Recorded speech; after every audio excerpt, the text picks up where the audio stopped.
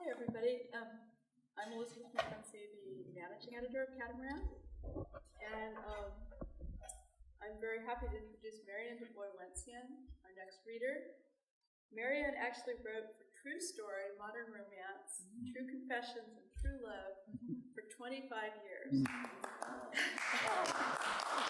was able to support her literary writing during that time. Plus, I think, thinking up a lot of interesting material.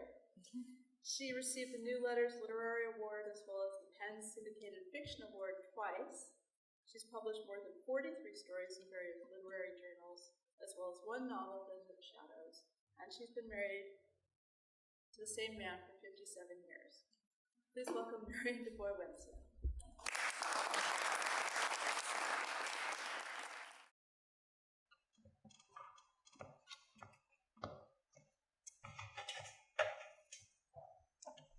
Hi. This is called Secret Treasures.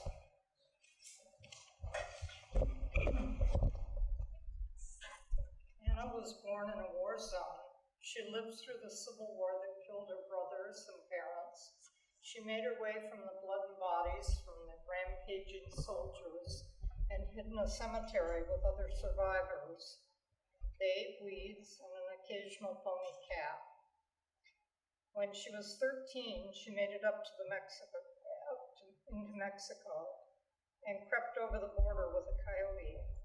A trucker took her through Texas and Arizona.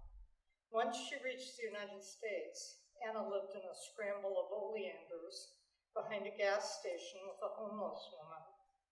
She bathed in the gas station's sink. She ate from dumpsters.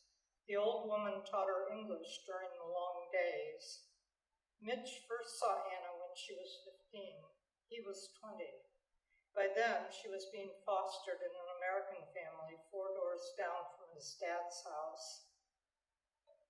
A few months later, they met at a neighborhood party. Anna was standing next to a potted palm in the overcrowded kitchen.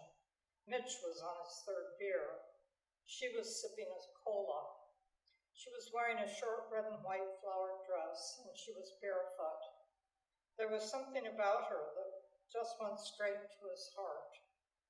Not an easy thing, because a past girlfriend had accused him of being heartless, and he'd come to believe it was true. He tried to chat her up. She watched his lips. Her brown eyes gleamed, but she said very little. Someone slammed into him from behind, and he turned, fist ready. When he turned his attention back to Anna, she was gone. He did go to her house the next evening and came nose to nose with her foster mother, who took one look at him and hissed, "Get out of here or I'll call the cops." They met again 10 years later. Suzanne, his wife-to-be, had dragged him to a catering company to pick out a menu for their reception. Anna was behind the front desk, her hair just as black and silky as he remembered. "Hey, I know you," he blurted out. "Anna, it's Mitch. I know who you are." Her English was precise, with a slight accent. He felt that pierce in his chest again, followed by a zip that let him to know he was alive and breathing. "Hey, Mitch," Suzanne pinched his arm. "Let's figure out what we're having. Do you want shrimp cocktail or crab cakes for the starter?" He wanted Anna. Later, there was a fuss, tears, and Suzanne's enraged biker brother. In the end, even though Mitch had a black eye and 2 broken ribs, he didn't care. He was free. It took some doing, but finally he found out where Anna was living, a crappy apartment in a rough area. He knocked on her apartment door. Anna looked at his battered face and asked in her soft voice, "Mitch, what have you done?" "I've come for you." Often when looking at Mitch, Anna thought of the stealth of the coyote who brought her to the border, the way his eyes squinted as he followed the sun through the desert, how he knew his way through the washes, how he could outwit La Migra, yet he was completely untrustworthy. She thought of the dusty border towns and how she kept saying no to his hands, his mouth. She said no to Mitch for a year. In the meantime, she had moved into the kitchen of a catering job and filled in as the sous chef on large parties. Anna had nothing when Mitch married her except a few clothes, a little savings account, and a small painted red wooden box. "What's in the box?" he asked when he noticed her shut it and hide it under the cup of her hand when he came into the bedroom. She had that box out every night before she went to sleep. He knew she slept with it under her pillow. Small things, like treasures. "Let me see." "No, they are mine," she added somewhat fiercely. "They would mean nothing to you." He wondered mildly why she wouldn't just tell him. He wondered about the hard shine that had entered her eyes when he questioned her. Then he decided not to press it.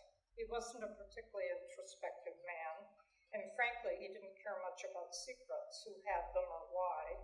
He was happy, that's all that mattered. Anna was a wonderful cook. Dishes he'd never dreamed of appeared on the table nightly.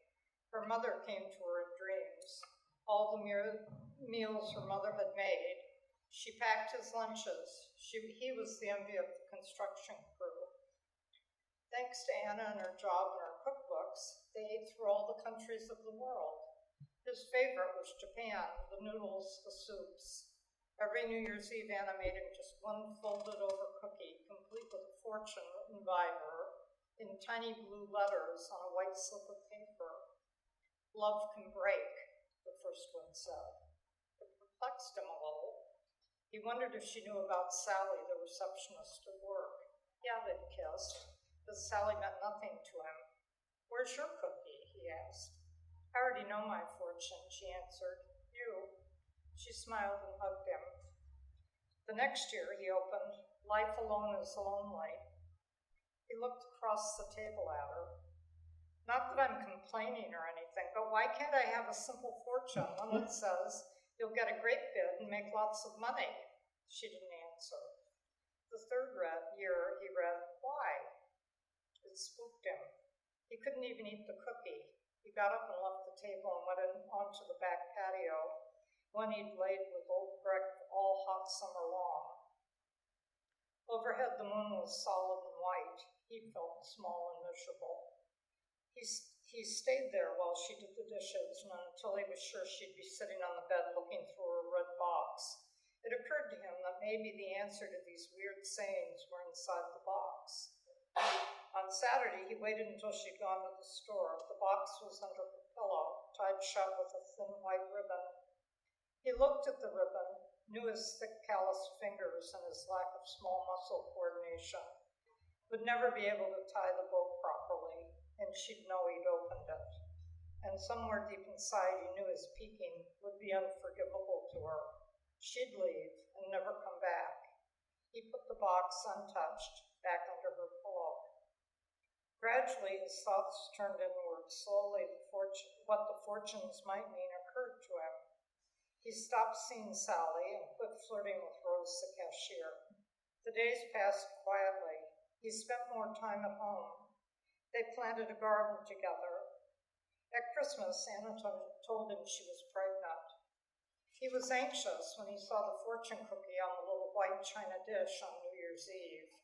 He grabbed it too hard and the cookie broke, the fortune fluttering to the white tablecloth. "Read it," Anna whispered. She was smiling. Like Anna's red box, the fortune remained his secret. He kept the bit of paper in his shirt pocket, carefully putting it into every freshly ironed shirt each morning.